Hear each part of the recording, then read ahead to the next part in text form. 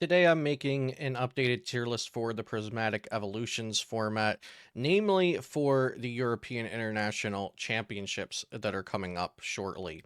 I wanted to start by looking at the tier list I posted on Twitter last week. So these are my thoughts from less than a week ago while I'm recording this video, or maybe exactly a week ago, just to get an idea of what my thoughts were on the meta about a week ago before the Merida regionals. I do think that I accurately called where Miraidon was, seeing how well it did. I think Archaladon, maybe I underrated it, but one tournament does not define an archetype. So here's just a reference. And then here we have a collection of online tournament results from Joe from OmniPoke. So a tier list that he posted yesterday on Twitter. Um, just looking at a tier list based off of purely statistics, no opinions here. This is purely based off of online results stats. Um, seeing some similar stuff to the tier list I had posted last week, Draga and Guardy in the top tier, but Lugia also joining them. Archaladon and Miraidon in the top tier, but I didn't include any of these decks. So just another point of reference. And then, of course, the Merida regionals that occurred in Mexico last weekend will be the third and final point of reference here. And before we get into making the tier list, I just wanted to let you all know about my competitive Pokemon TCG masterclass over on Metafy. There will be a link in the description down below. It pretty much teaches you everything about the fundamentals of the game and even more advanced stuff: decision making, sequencing, matchup concepts, how to prepare for a tournament, mental fortitude advice, how to practice. It has everything you could want to know about the game in here. And yeah, you could take a look at it over there with the link. And now let's make a tier list for EUIC. So I am definitely putting Dragapult and Gardevoir into S tier. I really like both of these decks. I kind of flip flop on the day which one I like more still. Dragapult, I do like how good Badoo is in Dragapult Dusknoir. I also like playing Klefki in my Dragapult Dusknoir. I had been playing Klefki in it before Miraidon won Merida Regionals in preparation for the Miraidons, and now it just makes even more sense. I really like that you can, like, if you're forced to go first, you have a pretty good chance of starting with a free retreater or starting with an energy or a way to get an energy or a skateboard, right? So if you're playing two Badoo, you have two chances at a free retreat start. You have six energy, you have one earthen vessel, you have one escape board. So a lot of outs to retreating into a Klefki turn one, which is pretty nice. A lot of decks just fold to that, like Cloth, Miraidon, uh, Snorlax stall sometimes if they start with something that doesn't retreat lock you. Like they start with Rotom and then you retreat into Klefki and then they can't instant charge. So yeah, I really like Dragapult Dusknoir. I feel like I have a lot of control and say over the games. It is very hard to play, but very rewarding. And then with Gardevoir, of course, pretty much the same thing. Very hard to play perfectly, but it is a rewarding and powerful deck. With Gardevoir, there are a lot of different aspects you could choose. There's Secret Box, there's Hero's Cape, there's Unfair Stamp. The Secret Box version in last format, I think, was to keep up with the speed and aggression and exactly how many cards you needed to make a comeback against Regidrago V-Star.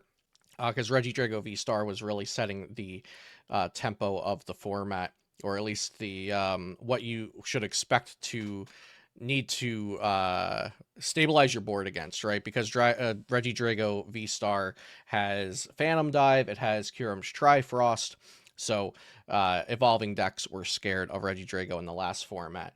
Now, I am seeing less Secret Box from Gardevoir, but I do think Secret Box is still very viable.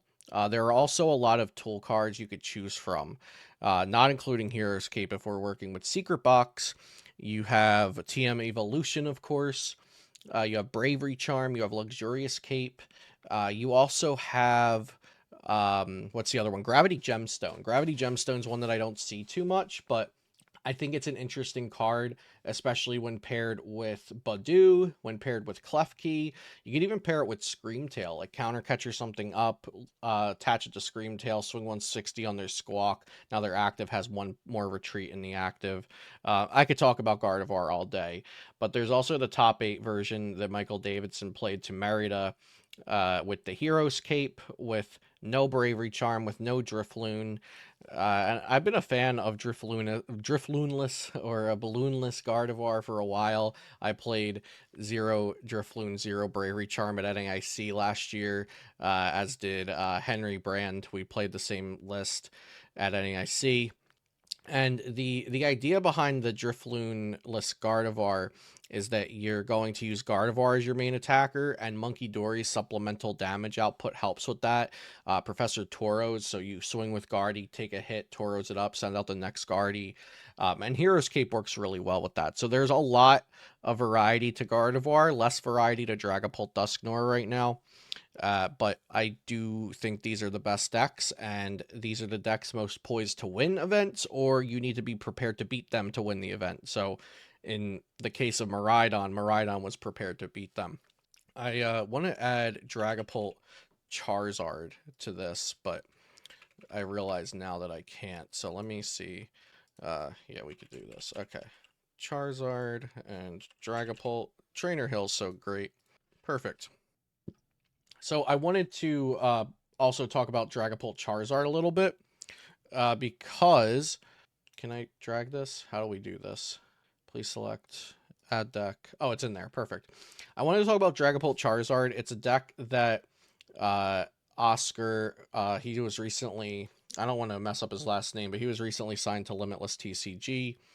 As a member of their team, and he put out a really good Dragapult Charizard guide on Metafy that I bought, and he actually just made an update to it. I highly suggest, if you want to learn more about this deck, to check that out on Metafy. Just search Dragapult Charizard. I do think this is a good deck, and I also think that Charizard is still a fine deck. But we'll talk about that when we get there. So Dragapult Charizard, definitely going to be different than Dragapult Dusknoir, because you're not playing Dusknoirs, and you are trying to always lead with Badu and slow down the game so that you can set up your Dragapults, but you also have your Charizard EX as the big damage, the big finisher if you need it. This also is really good against Gardevoir, because Gardevoir is weak to the Terra-type Charizard EX. So this is an underrated deck, an underplayed deck. We've seen it have some good finishes in online events. I believe it also had somebody in the running for top cut in Merida. So I think we could see more of this, and this deck should also be better against Miraidon than straight up Dragapult Dusknoir, so that's another reason for this deck to maybe get some attention. Of course, Miraidon we're going to put into the A tier, and yeah, it won Merida, it got third. I think it got like first, third, sixth, and ninth or something like that. Very strong deck, probably the top aggressive deck in the format right now. And we're also going to put Lugia Archeops into the A tier. I don't think Miraidon hurts Lugia that much. It's not a favored matchup, but it's also not unwinnable. It's probably like 65% in Miraidon's favor. Lugia can definitely still win. If Lugia goes first, Miraidon whiffs the first attack on their second turn, or you have like a Blood Moon in the active that they can't knock out. You're still fine. Or maybe like they can't get the Iron Hands, and so they knock out like your active Minchino or something for one prize. You can still win that matchup. So Lugia, I think it's meta share, and I will get to the meta shares at the end of the video, but I think Lugia's meta share will suffer because people see yellow and they think, oh, I can't play Lugia because Miraidon won. And yeah, maybe it's less of a good deck, or less of a good meta call now to play to EUIC, now that Miraidon's more on the radar, now that more people know how good it is. But I don't think that it absolutely kills the deck. And then I am tempted to put Charizard Pidgeot also into the A tier, but I think if I was going to play a Charizard deck, I might just go with the Dragapult Charizard. So that is going to cause me to put Charizard into the B tier. And now the B tier, I think this is largely going to be decks that are inherently strong inherently good at functioning and consistently doing their game plans, but the metagame just isn't there for them right now. Mostly because of either Badoo or the decks that Badoo has made strong. But Charizard Pidgeot definitely is a solid meta deck still, as is Regidrago, as is Archaladon. I mean, I'm going to put a lot into the B tier probably. So S tier, these are the decks that I think will win the event or that you need to be prepared to face and beat to win the event or to do well at the event. A tier, just the next tier down from S. I don't think these are the gatekeepers of the format or anything, but they're very solid and they're still pretty well positioned in my opinion. Some people might argue to drop Lugia down. B tier, we've got the inherently strong decks, the high functioning decks, but they aren't as poised in the metagame right now. So this is going to be Charizard Pidgeot, which suffers from Badoo, because now you have to think about TM Evo or Pidgeot or Pidgeotto or Grand Tree.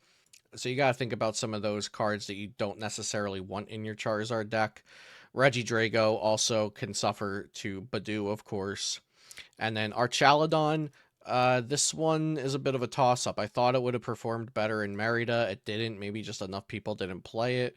I think it's a solid deck. It doesn't have the most agency, but it has solid matchups into Dragapult, into Miraidon. Its Gardevoir matchup is some people tell you that it's really bad even if you play the text for the tools. I think if you play the text for the tools and you hit the tool based Gardevoir, the Bravery Charm based Gardevoir, I think that it is even to slightly favored for Archaladon. So maybe there were just a couple matchups that were misevaluated, and that's why we're dropping Archaladon down to the B tier. Snorlax, as more decks like Miraidon, more decks like the Gouging Fire, the Turbo decks, some of these don't play a lot of outs to getting around Snorlax Stall. So Snorlax Stall is still around. I think I put it in C tier on that last tier list that I made on Twitter, but I'm going to put it up into B tier. And I'm also going to put Pidgeot Control into B tier. And let's see, anything else that I'm going to put into B tier? Yeah, like I said, I think B tier is going to be fairly large on this list. So the Cloth Badoo Terrapagos deck, pretty good as well. It gets shut down by like Klefki. It can struggle against Dragapult. It can struggle against Archaladon Dialga. Solid deck. It has some gimmicks. You can get those early wins with the baby Pecharunt Donk, or just by Badoo plus poison, and then your opponent never recovers from it. So that gives it a couple of points as well. I should also mention that something I like about running Klefki in Dragapult and Gardevoir. I mean, I kind of alluded to this, but just like the almost pseudo free win nature of like you start Klefki and it's against like a Miraidon, you get almost like that free win just by that percentage chance of starting the Pokemon. I know I talked about retreating into Klefki, but I also wanted to talk about the slight advantage you have of sometimes you'll start it and sometimes it'll be in a really good matchup. Lost Zone Box has potential. I'm going to put it in B tier. I saw Andrew Hedrick played it to Merida with the meta adapting now, with Miraidon and decks like that being seen as viable. We could see Lost Zone Box have a little bit of a resurgence, maybe find itself into a metagame a little better for it, maybe find it being paired into players who don't know how to play against Lost Zone Box, because don't forget the art of surprise, and I know my matchups, but you haven't practiced against my deck because it's a 1% meta share. Like, that is a big advantage that people forget about. We're going to put Gouging Fire in. It's really hard to put Gouging Fire into the B tier. I want to. It got second place. I don't think it's as a consistent deck as Miraidon or most of these other decks in B tier. I think I'm just going to have to put it in C tier for now. We'll see if Gouging Fire was a fluke or not. I'm also going to put Turbo Roaring Moon, Ceruledge, Raging Bolt, Ancient Box, Iron Thorns. Actually, we're going to put Iron Thorns. Iron Thorns might go up into B tier with Miraidon getting more popular. It's a it's pretty good for Iron Thorns. We'll put it in C. I don't think Iron Thorns is as good as the other B tier decks.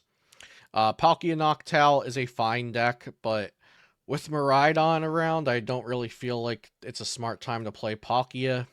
Charizard Noctowl is solid, but I still would prefer playing Charizard Pidgeot. It's a higher functioning deck in my opinion. Golden Go, I mean Golden Go and Ceruledge, these decks, especially because they have the Moonlight Shuriken potential with Palkia V Star plus Radiant Greninja. These decks I think have an interesting spot in the meta because they're one-shot decks, and there are decks like Dragapult and Dragapult Charizard and Gardevoir with Hero's Cape and Archaladon. That these decks, their goal is to not get one-shotted. They just want to survive hits. And Golden Go can one-shot anything. But it also has the Moonlight Shuriken option against decks like Charizard, Dragapult, Gardevoir, and we see a lot of these stage 2 decks foregoing the copy of Manaphy, which protects against that. And even if they do, these decks oftentimes play a canceling cologne to get around the Manaphy. But if there's no Manaphy, that seems pretty good. Now, I do like Golden Go better than Ceruledge, so I'm going to put Golden Go in B tier. And I'm going to veto my earlier statement and put Lawson Box down into C tier. Um, let's see. And then we'll put Dragapult Iron Thorns. I mean, Dragapult Iron Thorns and regular Iron Thorns can kind of go into the same bracket. And now I just need to separate this a little bit and create a D tier. I don't know why I had regular Charizard in here. I don't know what that is. But we're going to organize this a little bit more so that we can have a D tier as well.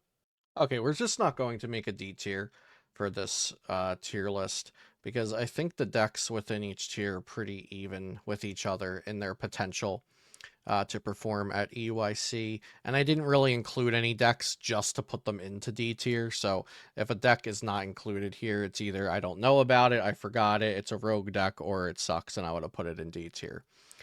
So now I just want to make the meta shares. So Dragapult Dusknoir, I think this is easily going to be around a 15% share. I think Gardevoir will be a little lower. Gardevoir is just typically played less. I think Gardevoir has more sequencing, more interesting lines of play that are more convoluted lines of play, I should say. But also, Dragapult is pretty tough to play as well with all the damage counter placements. But there's a lot of Dragapult stands that thought the card would be good like a million times, and now it finally is, and they want to play it. So I'll put Gardevoir at 11. I think Lugia, if Miraidon didn't win, Lugia probably would have been like a 10-12% deck. But I'm going to say Lugia drops down to about 7 or 8% played for EUIC. And then I'm going to say that Miraidon goes up. Maybe 8, maybe 10%. We'll say 8% for Miraidon. Dragapult Charizard, I don't even think on like the graphics for EUIC that Pokemon will separate this into its own deck, but I could see maybe 2%. That's 1 out of every 50 people playing Dragapult Charizard, maybe like 1.5%. We'll call it 2% for now. Archaladon, some people just won't even care what happened at Merida and then at the Puerto Rico special event this weekend. Puerto Rico special event, by the way, is really, really small.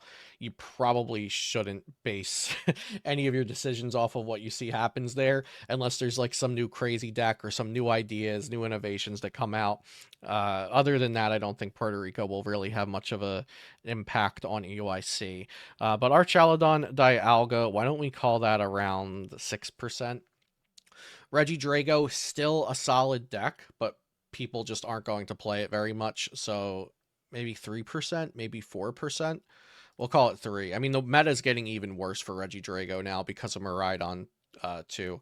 So yeah, we'll call it 3%. Pidgeot Control, this is like a 0.5% meta share.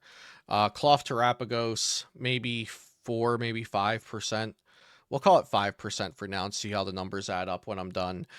Golden Go, maybe 4 or 5%. Charizard Pidgeot, probably around the same. Snorlax Stall, maybe 1, maybe 2. 2 would be 1 out of every 50 players playing Snorlax. I feel like that's kind of high. We'll call Snorlax Stall a 1. 1%, I think, is definitely fine for Snorlax Stall. Gouging Fire, we'll call 1%. Turbo Roaring Moon, 1 or 2%. Like, how many people will really play this? We'll call it 2. Dragapult Iron Thorns. I'm going to give each of the Iron Thorns a 1% share. Ceruledge will give 1, maybe 2%. Ceruledge is weird. Like, in the circle of people I talk to, like, nobody gives a hoot about Ceruledge, right? But maybe I'm forgetting about like the entire population of other players. Like Ceruledge, I don't think anybody even ever asks me about Ceruledge and coaching, or I don't know. But it performs well in Japan. It performs pretty well online. It should see some play. Let's give it like a 2.5%. We'll go to the 0.5 for Ceruledge. Raging Bolt Ogerpon. Some people stick to this, maybe like 4% of people. Lost Zone Box, that's a 1%er, maybe 2 at most. Ancient Box got second in Japan, but I don't know. We'll call it 2%. I don't actually think it's very well positioned right now. And then these decks are probably like 1% or less each, the Palkia and Noctowl. Looking at this, we leave about 14% for other decks, so decks that aren't listed here, which I usually like to leave 10 to 20% for that. So let's see if there's any numbers here that I want to touch up. We could give Miraidon one number over Lugia. We'll put it up to 9. We could put Archaludon up 1. We could put Gouging Fire up a 0.5, actually, because it did get second at a regional, so people might play that. And yeah, I think I'm happy with that. So we'll leave 11.5% in the open for the others. So we have a 88.5 here. 11.5% is left to other. And I also have ordered these tiers, the top tiers at least. So I've ordered these number 1 and number 2. I've ordered these number 3, 4, and 5 with kind of that spicy pick of Draga Charizard. Not totally a meta deck, but I do think it's good and getting better. And then I roughly ordered B tier and then C tier. Do what you will with that. So just before I go, I made this tier list on trainerhill.com if you would like to make your own tier list. And if you have any thoughts or questions about anything I talked about in the video, feel free to leave it in the comments down below. Subscribe to the channel for more content. I offer coaching and the full competitive fundamental guide on Metafy. Links for all of that are in the description down below. Thanks for watching, and I'll see you next time here on Celio's Network.